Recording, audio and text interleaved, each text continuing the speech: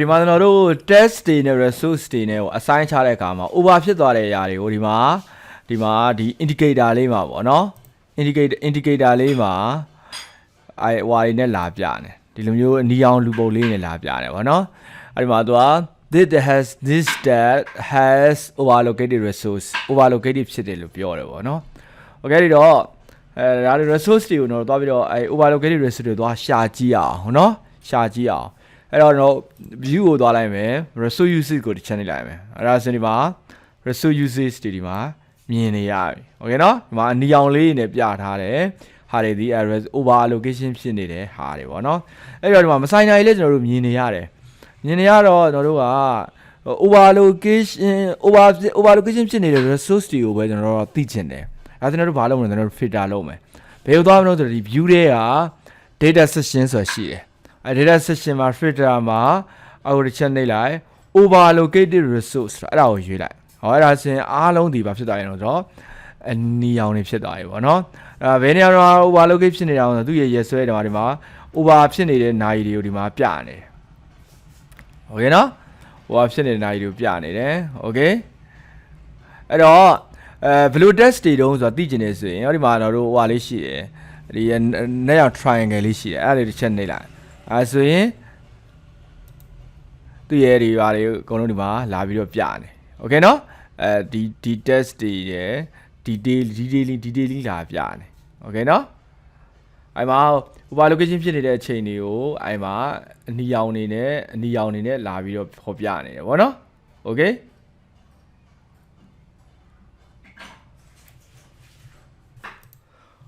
ဒီတဲ့ပုံတော့ပို့ပြီးတော့အတိအကျသိအောင်ဆိုတော့ resource ကိုသွားလိုက်မယ်နော် resource ကိုသွားလိုက်မယ် okay resource ပါဆိုအခုဒါ relopian ဆိုရင်သူ့ရဲ့ပထမဆုံးဟိုဟာကဒီမှာကလေးဟိုဟာဒီအစမှာဆိုဒီမှာကလေးဟိုဟာဖြစ်နေတယ် okay နော်အဲ့တော့ next overallocation ဆိုရင်ဟောဒီမှာ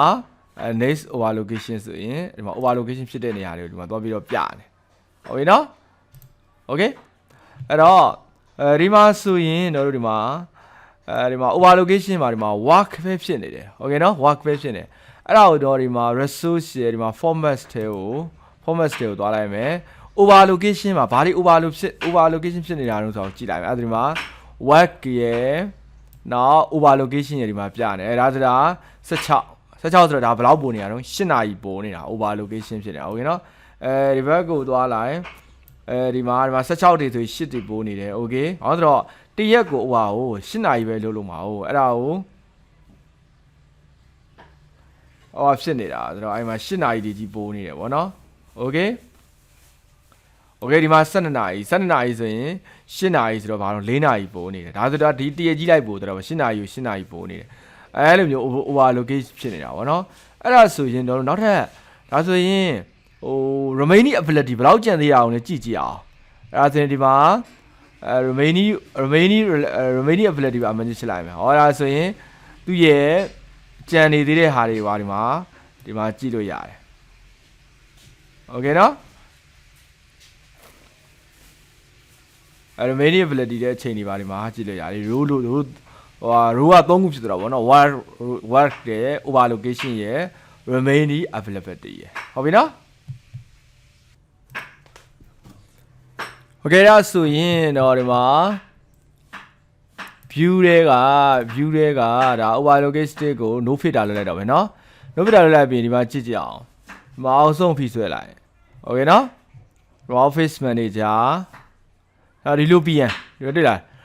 relopian ဒီမှာ project manager မှာoverallocate ဖြစ်နေတာသူ့ရဲ့လက်ထောက်ပေါ့เนาะ relo assistant ကိုသွားကြည့်လိုက် relo assistant မှာဆိုတော့ remaining availability မှာအများကြီးကျန်နေသေးတယ်တွေ့လားremaining availability မှာအများကြီးကျန်နေသေးတယ် okay เนาะ relopian မှာတော့ over ဖြစ်နေတာသူ့မှာအများကြီးကျန်နေသေးတယ်အဲ့ဒီတော့ကျွန်တော်တို့က level လုပ်တဲ့အခါမှာဒီ relo assistant ကိုချိန်လိုက်မယ်ဆိုရင်ကျွန်တော်တို့ပြန်ပြီးတော့ရတယ်ပေါ့နော်သူ့မှာ availability ကအများနေတာဟုတ်နော်ဒီမှာ remaining availability မှာဒီမှာအများကြီးပဲသူ့ကိုပြန်ပြီးတော့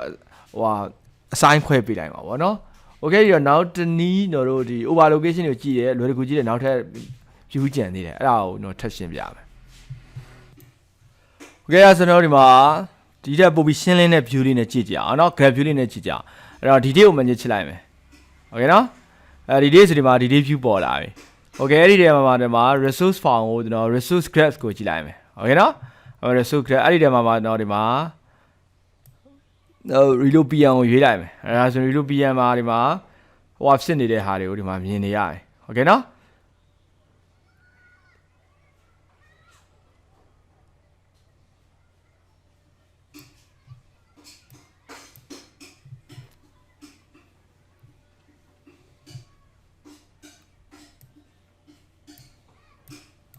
အဲ့ဒါဒီမှာအပြာရောင်လေးနဲ့ပြနေတာကလုံးဝ allocated ဖြစ်နေတာအနီရောင်လေးနဲ့ပြနေတာကဒါ overallocated ဖြစ်နေတယ်ဆိုတော့ကျွန်တော်တို့ဒီမှာအလွယ်တကူကြည့်လို့ရတယ်ဟုတ်ပြီနော်